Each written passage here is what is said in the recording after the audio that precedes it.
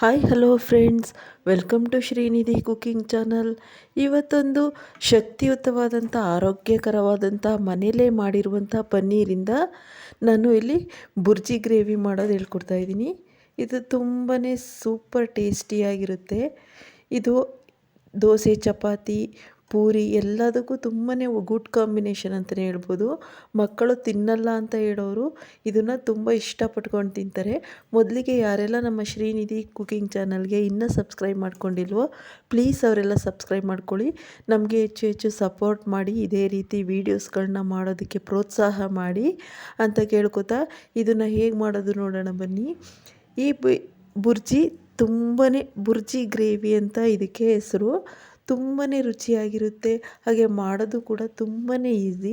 ಡಾಬಾ ಸ್ಟೈಲಲ್ಲಿ ಹಾಗೆ ನಾವು ಮಹಾರಾಷ್ಟ್ರ ಸ್ಟೈಲಲ್ಲಿ ಇದನ್ನು ಮಾಡ್ತೀವಿ. ಇದು ತುಂಬಾ ಸೂಪರ್ ಟೇಸ್ಟಿಯಾಗಿರುತ್ತೆ.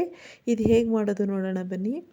ಇಲ್ಲೊಂದು ಪ್ಯಾನ್ಗೆ ನಾನು ಚೆನ್ನಾಗಿ ಸ್ವಲ್ಪ ಕಾಯಿದ ಮೇಲೆ ಸ್ವಲ್ಪ ಎಣ್ಣೆನ ಹಾಕೋತಾ ಇದ್ದೀನಿ. ಎಣ್ಣೆನ ಹಾಕೊಂಡಾಗ ಒಂದು ಎರಡು ಈರುಳ್ಳಿನ ನಾನು ಹಾಕೋತಾ ಇದ್ದೀನಿ. ಈರುಳ್ಳಿ ಚೆನ್ನಾಗಿ ಫ್ರೈ ಆಗಬೇಕು. ಎಣ್ಣೆಲಿ ಈರುಳ್ಳಿ ಎಷ್ಟು ಚೆನ್ನಾಗಿ ಫ್ರೈ ಆಗುತ್ತೆ ಅಷ್ಟು ಮತ್ತು ಮಸಾಲೆಗಳೆಲ್ಲ ನಾವು ಏನು ಫ್ರೈ ಮಾಡ್ಕೋತೀವಿ ಇದೇ ತುಂಬ ಬೇಗ ಆಗಿಬಿಡುತ್ತೆ ಗ್ರೇವಿ. ಜಾಸ್ತಿ ಟೈಮ್ ತಗೊಳ್ಳೋದಿಲ್ಲ. ಹುಡುಗರಿಗೆ ಲಂಚ್ ಬಾಕ್ಸ್ಗೆ ಡಿಫ್ರೆಂಟಾಗಿ ಈ ರೀತಿ ಮಾಡಿ ಹಾಕ್ಬೋದು. ಸ್ಕೂಲ್ಗೆಲ್ಲ ತಿನ್ನೋದಕ್ಕೆ ತುಂಬಾ ರುಚಿಯಾಗಿರುತ್ತೆ. ಇದಕ್ಕೆ ಒಂದು 4-5 ಕಾಳು ಮೆಣಸು, ಸ್ವಲ್ಪ ಚಕ್ಕೆ, ಹಾಗೆ ಲವಂಗ, ಒಂದು ಏಲಕ್ಕಿ ಹಾಕ್ತಾಯಿದ್ದೀನಿ. ಈ ಗ್ರೇವಿ ತುಂಬ ಮಸಾಲೆಗಳನ್ನು ತಗೊಳ್ಳೋದಿಲ್ಲ. ಹಾಗೆ ಒಂದು ದಪ್ಪ ಟೊಮೊಟೊನ ಹಾಕ್ತಾಯಿದ್ದೀನಿ. ಸಣ್ಣದಾದರೆ 2 ಹಾಕ್ಕೊಳ್ಳಿ. ಇದನ್ನು ಕೂಡ ಈರುಳ್ಳಿ ಜೊತೆನೇ ಫ್ರೈ ಮಾಡ್ಕೋಬೇಕು. ಎಲ್ಲ ಚೆನ್ನಾಗಿ ಸಾಫ್ಟಾಗಿ ಟೊಮೊಟೊ ಈರುಳ್ಳಿ ಎಲ್ಲ ಸಾಫ್ಟ್ ಆಗಬೇಕು. ಈಗ ನಾನು ಒಂದು ಮೂರು ಸ್ಪೂನಷ್ಟು ನೈಲಾನ್ ಎಳ್ಳನ್ನು ಹಾಕ್ತಾಯಿದ್ದೀನಿ. ಬೆಳೆ ಎಳ್ಳಿದ್ರಾದರೂ ಹಾಕೋಬೋದು, ಇಲ್ಲ ಕಪ್ಪೆಳ್ಳಿದ್ರಾದರೂ ಹಾಕೋಬೋದು. ಇಲ್ಲಾಂದರೆ ತೆಂಗಿನಕಾಯಿ ಹಾಲು ಹಾಕಬೇಕು, ಇಲ್ಲಾಂದರೆ ಒಂದು ಅರ್ಧ ಕಪ್ಪು ಗೋಡಂಬಿ ಹಾಕಬೇಕು. ಇವು 3 ಹಾಕಿದ್ರೆ ತುಂಬಾ ರುಚಿಯಾಗಿರುತ್ತೆ. 3ರಲ್ಲಿ ಯಾವುದಾದ್ರೂ ಒಂದು ಹಾಕ್ಬೋದು. ಇದನ್ನು ಪೇಸ್ಟ್ ಮಾಡ್ಕೊಂಡಿದ್ದೀನಿ ಒಂದು ಮಿಕ್ಸಿ ಜಾರ್ಗೆ ಹಾಕಿ. ಹಾಗೆ ಇಲ್ಲೊಂದು ಪಾತ್ರೆಗೆ ಎಣ್ಣೆನ ಬಿಡ್ತಾಯಿದ್ದೀನಿ.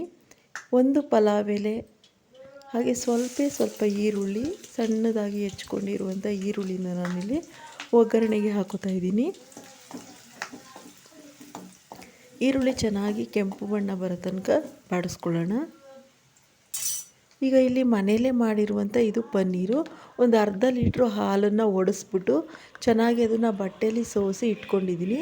ನಾನು ತುಂಬಾ ಪನ್ನೀರನ್ನ ಡ್ರೈ ಮಾಡಿಲ್ಲ, ಸ್ವಲ್ಪ ಸಾಫ್ಟಾಗಿ ಇಟ್ಕೊಂಡಿದ್ದೀನಿ. ಯಾಕೆಂದರೆ ಇದು ಬುರ್ಜಿ ಗ್ರೇವಿ ಆಗಿರೋದ್ರಿಂದ ಪನ್ನೀರು ಗ್ರೇವಿಲಿ ಮೆಲ್ಟ್ ಆಗಬೇಕು. ಸೊ ನಾನಿಲ್ಲಿ ಸ್ವಲ್ಪ ಕಸ್ತೂರಿ ಮೇಥಿನ ಹಾಕೋತಾ ಇದ್ದೀನಿ. ಕಸ್ತೂರಿ ಮೇಥಿ ಹಾಕೋದ್ರಿಂದ ಒಂದು ರೆಸ್ಟೋರೆಂಟ್ ಸ್ಟೈಲ್ ಘಮ ಬರುತ್ತೆ. ಈಗ ಪನ್ನೀರನ್ನು ನಾವು ಇಲ್ಲಿ ಹಾಕೊಳ್ಳೋಣ. ನೀವು ಮನೇಲೆ ಹಾಲೆಲ್ಲ ಮಿಕ್ಬಿಟ್ಟಿದ್ರೆ ಅದನ್ನು ಒಡಿಸ್ಬಿಟ್ಟು ಕೂಡ ಈ ರೀತಿ ಮಾಡ್ಕೋಬೋದು. ಪನ್ನೀರು ತುಂಬಾ ಹೆಲ್ತಿ ಫುಡ್ ಅಂತಲೇ ಹೇಳ್ಬೋದು. ಮಕ್ಕಳೆಲ್ಲ ಹಾಲು ಕುಡಿಯೋ ಬದಲು ಪನ್ನೀರನ್ನ ತುಂಬಾ ಇಷ್ಟಪಟ್ಕೊಂಡು ತಿಂತಾರೆ. ಸೊ ಈಗ ಈ ಪನ್ನೀರಿಗೆ ನಾನು 1 ಸ್ಪೂನಷ್ಟು ಖಾರದ ಪುಡಿ ಹಾಕ್ತಾಯಿದ್ದೀನಿ. ನೀವು ಹಸಿಮೆಣಸಿನ ಪುಡಿ ಬೇಕಾದರೂ ಹಾಕೋಬೋದು, ಇಲ್ಲ ಸಾಂಬಾರು ಪುಡಿ ಬೇಕಾದರೂ ಹಾಕೋಬೋದು. ಈಗ 1 ಟೇಬಲ್ ಸ್ಪೂನಷ್ಟು ಧನಿಯಾ ಪುಡಿ, ಹಾಗೆ ಸ್ವಲ್ಪ ಅರಿಶಿಣದ ಪುಡಿನ ನಾನು ಈಗಲೇ ಒಗ್ಗರಣೆಗೆ ಸೇರಿಸ್ಕೊತಾ ಇದ್ದೀನಿ. ಈ ಪನ್ನೀರೆಲ್ಲ ಈ ಮಸಾಲೆಗಳನ್ನು ಚೆನ್ನಾಗಿ ಹಿಡಿಬೇಕು. ಇದೆಲ್ಲ ಸ್ವಲ್ಪ ಮಿಕ್ಸ್ ಮಾಡಿ ಒಂಚೂರು ರೋಸ್ಟ್ ಮಾಡಿದ ನಂತರ ನಾವೇನು ಪೇಸ್ಟ್ ಮಾಡ್ಕೊಂಡಿದ್ದೀವಿ ಅದನ್ನು ಸೇರಿಸ್ಕೊಳ್ಳೋಣ. ಸ್ವಲ್ಪ ನೀರನ್ನು ಹಾಕೊಳ್ಳೋಣ. ತುಂಬ ಇದು ಜಾಸ್ತಿ ನೀರು ಹಾಕಿದ್ರೆ ಈ ಪನ್ನೀರ್ ಗ್ರೇವಿ ಟೇಸ್ಟ್ ಇರೋಲ್ಲ. ಈಗೆಲ್ಲ ಹೊಂದ್ಕೊಳ್ಳೋ ರೀತಿ ಚೆನ್ನಾಗಿ ಮಿಕ್ಸ್ ಮಾಡಿದ್ರೆ ಆಯಿತು. ತುಂಬಾ ಬೇಗ ಈ ಬುರ್ಜಿ ಗ್ರೇವಿ ರೆಡಿಯಾಗಿಬಿಡುತ್ತೆ. ಇದು ದೋಸೆಗೆ, ಚಪಾತಿಗೆ ಎಲ್ಲ ತುಂಬಾ ಸೂಪರ್ ಕಾಂಬಿನೇಷನ್ ಅಂತಲೇ ಹೇಳ್ಬೋದು. ಈಗ ನೋಡಿ ಎಷ್ಟು ಇದು ಬೇಗನೆ ನಾವು ಎಲ್ಲನೂ ಹುರ್ಕೊಂಡು ಮಸಾಲೆನ ಹಾಕಿರೋದ್ರಿಂದ ಬೇಗ ಬೇಯುತ್ತೆ. ಇದಕ್ಕೆ ರುಚಿಗೆ ತಕ್ಕಷ್ಟು ಉಪ್ಪನ್ನ ಸೇರಿಸ್ಕೊಳ್ಳೋಣ.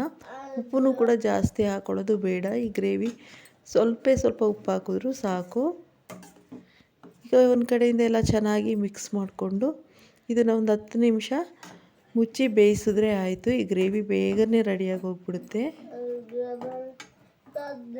ಈಗ ನೋಡ್ತಾ ಇರ್ಬೋದು ಎಷ್ಟು ಚೆನ್ನಾಗಿ ಗ್ರೇವಿ, ನಾವು ಏನು ಹಾಕಿರೋ ಪನ್ನೀರೆಲ್ಲ ಗ್ರೇವಿಲೇ ಮೆಲ್ಟ್ ಆಗಿಬಿಡುತ್ತೆ.